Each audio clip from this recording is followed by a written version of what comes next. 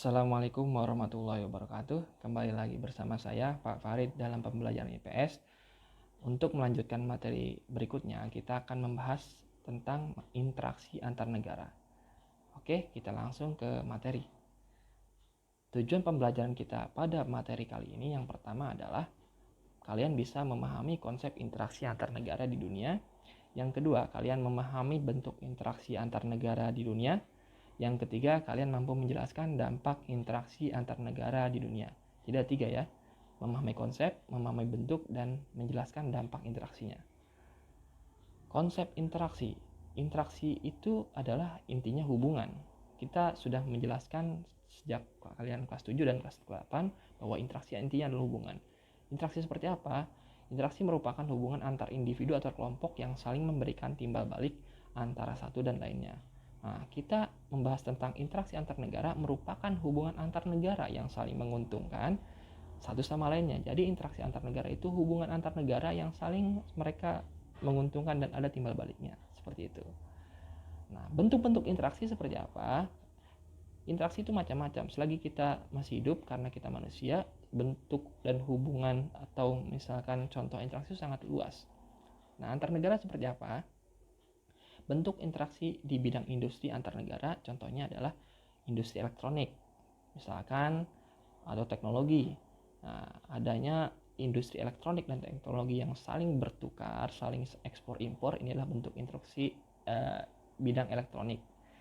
Atau bidang energi, misalkan industri perminyakan dan lain-lain. SDAM, sumber daya alam dan mineral, misalkan pertambangan, otomotif, mobil, motor. Nah, itu saling berhubungan karena mereka ada interaksi jual beli di sana. Seperti itu. Di bidang ekonomi, interaksi antar negara di bidang ekonomi itu seperti apa? Contohnya, yang pertama saham dunia. Misalkan perekonomian dunia itu diatur dari saham dunia. Yang kedua kurs mata uang, nilai tukar rupiah terhadap dolar misalkan, atau misalkan nilai tukar rupiah terhadap mata uang euro dan mata uang lainnya. Nah, ini adalah bentuk interaksi antar negara di bidang ekonomi. Atau misalkan di bidang perdagangan internasional, kita ekspor impor ke negara lain, kita ekspor barang dari dalam keluar ataupun impor dari luar ke dalam bentuk barang-barang yang bisa digunakan di masyarakat Indonesia misalkan seperti itu. Di bidang politik, apa sih contohnya interaksi antar negara di bidang politik? Yang pertama, kesepakatan diplomasi antar negara. Ada kerjasama multinasional.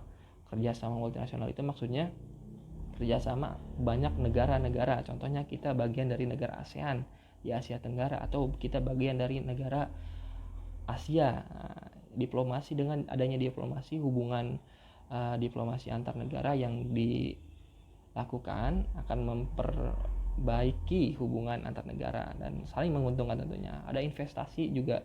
Investasi itu akan muncul ketika diplomasinya baik, seperti itu. Selanjutnya, bentuk interaksi di bidang sosial antar negara antara lain adanya misalkan interaksi antar kemanusiaan, bantuan kemanusiaan jika ada bencana-bencana atau misalkan ada hal-hal yang terkait kemanusiaan, pasti saling membantu sama satu sama lain karena kita adalah bagian dari masyarakat global. Jadi jangan pikir kita hidup sendiri di Indonesia, masih banyak miliaran manusia lainnya yang hidup di seluruh penjuru bumi yang itu adalah kita bagian dari situ, seperti itu. Karena kita hidup sesama manusia dan kita sudah dimudahkan dengan adanya media sosial sehingga kita gampang berinteraksi dengan mereka walaupun dipisahkan jarak yang jauh. Nah, ini adalah bentuk interaksi di bidang sosial antar negara atau sekarang sudah antar individu pun sudah tidak sulit untuk berinteraksi dengan dunia luar, seperti itu.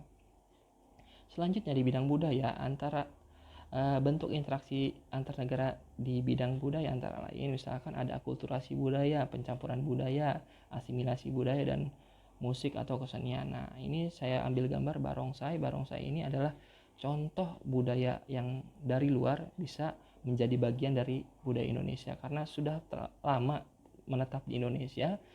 Orang-orang Tiongkok itu, orang-orang Chinese itu menjadikan budaya barongsai dipakai dan menjadi tradisi untuk mereka dan digunakan setiap perayaan-perayaan di Indonesia, seperti itu. Perayaan khususnya perayaan misalkan tahun baru Imlek, dan itu sudah menjadi bagian dari budaya kita karena sudah lama ada di negara kita, seperti itu. Selanjutnya, di bidang pertahanan, contoh interaksinya adalah ada kesepakatan perdamaian, ada latihan gabungan, misalkan Indonesia, TNI, latihan gabungan dengan militer negara luar, misalkan dengan Amerika, latihan gabungan dengan militer negara Australia, dan lain-lain. Itu contoh interaksi di bidang pertahanan. Interaksi antar negara di bidang pendidikan antara lain contohnya adalah adanya pertukaran pelajar, adanya guru tamu, dan ini kedua hal ini sudah dilakukan oleh sekolah kita. Kita sudah merancang program untuk pertukaran pelajar ke luar negeri, ke Malaysia, Singapura, dan guru tamu pun sudah ada yang datang dari luar ke sekolah kita, dari Malaysia dan dari Filipina dan dari Thailand juga, seperti itu. Dan ini sudah dua-duanya sudah kita lakukan di SMP Muhammadiyah 8 Jakarta. Selanjutnya, dampak interaksi antar negara apa sih dampaknya? Seperti itu. Yang pertama, adanya hubungan baik antar negara. Yang kedua, karena kita bagian dari masyarakat global, kita harus berinteraksi. Nah, kita tidak bisa hidup sendiri di dunia ini karena memang adanya interaksi itu akan menguntungkan dan kita butuh itu, seperti itu. Tentunya dampak interaksi itu harus saling menguntungkan. Kalau misalkan interaksi merugikan, ngapain kita istilahnya berinteraksi dengan kelompok atau individu lain tapi saling merugikan. Interaksi itu harus saling menguntungkan. Dan yang terakhir itu harus mempererat tali persaudaraan karena kita sesama manusia tidak ada dibatasi dengan perbedaan ras, agama, suku, dan budaya dan lain-lain. Dengan interaksi semuanya menjadi satu dan memiliki hubungan yang baik dan mempererat tali persaudaraan. Itu adalah dampak positif dari interaksi antar negara. Nah, itu saja materi dari saya. Terima kasih atas perhatiannya. Setelah ini kalian bisa langsung cek penugasannya di Google Classroom. Silahkan kerjakan dengan baik. Sampai jumpa di materi selanjutnya. Sebelum kita akhiri, kita tutup dengan hamdalah. Alhamdulillahirrahmanirrahim. Fastabiqul khairat. Wassalamualaikum warahmatullahi wabarakatuh. See you.